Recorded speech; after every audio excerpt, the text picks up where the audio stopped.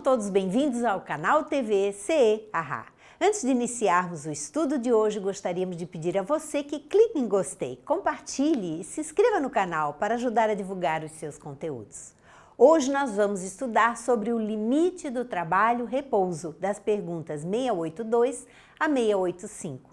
Na pergunta 682, sendo uma necessidade para todo aquele que trabalha, o repouso também não é uma lei da natureza? Sem dúvida, eles respondem. O repouso serve para a reparação das forças do corpo e também é necessário para dar um pouco mais de liberdade à inteligência, a fim de que se eleve acima da matéria. Não podemos viver só segundo as coisas materiais, só para o trabalho com as coisas materiais, porque isso nos deixaria exauridos, cansados. Nós precisamos sim do repouso para poder reparar as nossas energias, repor as nossas energias e continuar num patamar muito melhor de trabalho. Na pergunta 683, qual é o limite então do trabalho? Pergunta Allan Kardec. E eles dizem que o das forças. Quanto ao resto, Deus deixa livre o homem. O trabalho ele precisa ser realizado no limite das suas forças. Se a pessoa está cansada, ela precisa parar, descansar um pouquinho, relaxar um pouquinho para poder continuar a sua jornada. Deus deixa o homem livre e hoje em dia nós temos limites para os trabalhos, nós temos leis que impõem determinadas horas para os trabalhos. Agora, nós é que precisamos, cada um, estar consciente das nossas necessidades físicas e mentais. Precisamos desse repouso para dar um descanso para a mente também, para que possamos continuar fazendo cada vez melhor aquilo que nós estamos fazendo. Na pergunta 684, que se deve pensar dos que abusam de sua autoridade, impondo aos seus inferiores excessivo trabalho? Isso é uma das piores ações, dizem-nos os espíritos. Todo aquele que tem o poder de mandar é responsável pelo excesso de trabalho que impõe a seus inferiores, porquanto assim fazendo transgride a lei de Deus. Todo aquele que é patrão deve cuidar para não exigir demais dos seus empregados, de forma que eles possam também ter os seus momentos de repouso e refazimento. Na pergunta 685, tem o homem o direito de repousar na velhice? Sim, que a nada é obrigado senão de acordo com as suas forças. Quando o homem chega à velhice, a um estágio da vida em que ele não consegue mais trabalhar, em que ele não tem mais forças para o trabalho, é importante dar a ele condições para que ele possa repousar pelo menos daquele trabalho que ele realizava, de forma que ele se recupere, de forma que ele aproveite esse final da vida para outros tipos de trabalho, para outras ações, para ser útil sim, para se sentir útil sim, mas sem exigir demais deste ser que já fez todo o seu, já passou a sua vida trabalhando. E na 685A, mas que há de fazer o velho que precisa trabalhar para viver e não pode? E eles dizem que o forte deve trabalhar para o fraco. Não tendo este família, a sociedade deve fazer as vezes desta. É a lei da caridade.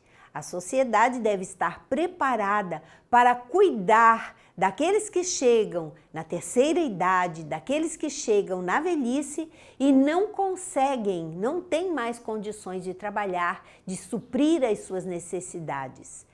Então, a sociedade precisa estar preparada para acolher essas pessoas e para lhes dar meios de sobreviver. Kardec faz uma nota. Não basta se diga ao homem que lhe corre o dever de trabalhar, que devem trabalhar.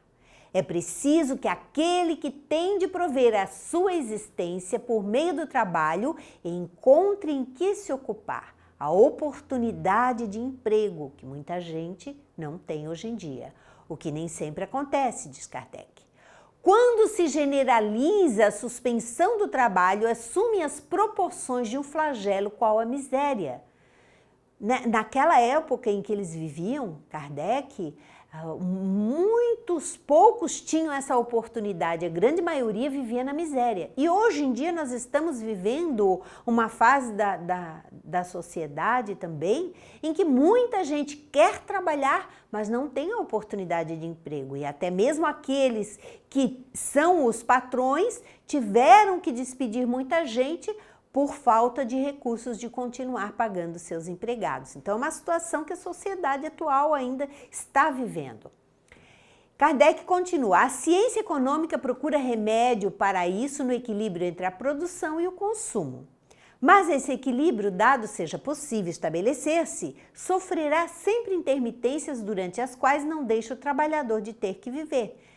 É o que nós estamos vivendo atualmente, numa crise onde muita gente quer trabalhar, onde muita gente quer dar emprego, mas nem tem condições de dar emprego, nem tem condições de achar o emprego. Há um elemento que se não costuma fazer pesar na balança e sem o qual a ciência econômica não passa de simples teoria. Esse elemento é a educação.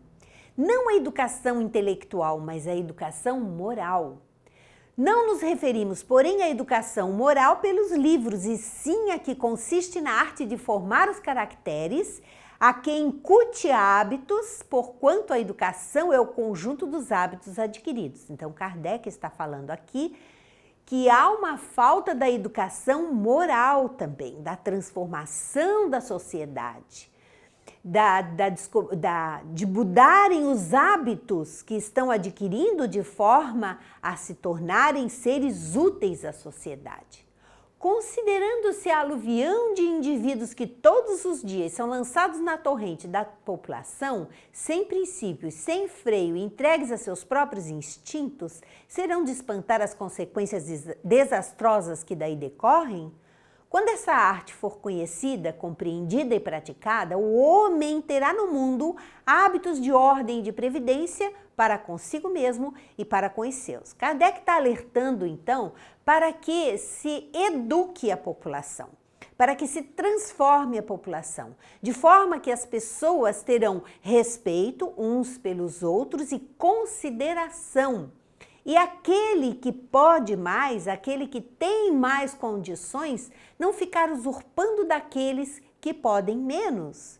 Dar oportunidade de empregos para aqueles que necessitam. E aqueles que necessitam saberem usufruir e respeitar aqueles que estão lhe dando a oportunidade de emprego. Tudo isso é transformação moral da sociedade.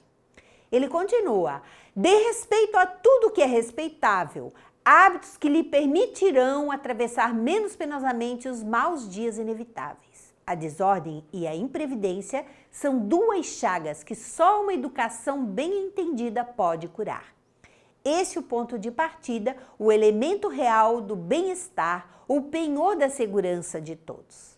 Esse bem-estar que todos nós queremos para a nossa sociedade, para o nosso planeta, só será alcançado com respeito, com a transformação do ser humano, com a transformação dos seus valores, de forma que todos tenham a oportunidade tanto de estudar e de se preparar para uma profissão, quanto saber usar essa profissão em benefício de todos, em benefício da sociedade. E não egoisticamente só desejando o seu, porque é justamente aí que o homem erra. Quando ele começa a pensar somente em si, ele esquece que está convivendo numa sociedade e que de alguma forma, mais tarde, ele terá que prestar contas daquilo que ele recebeu, das oportunidades que ele recebeu.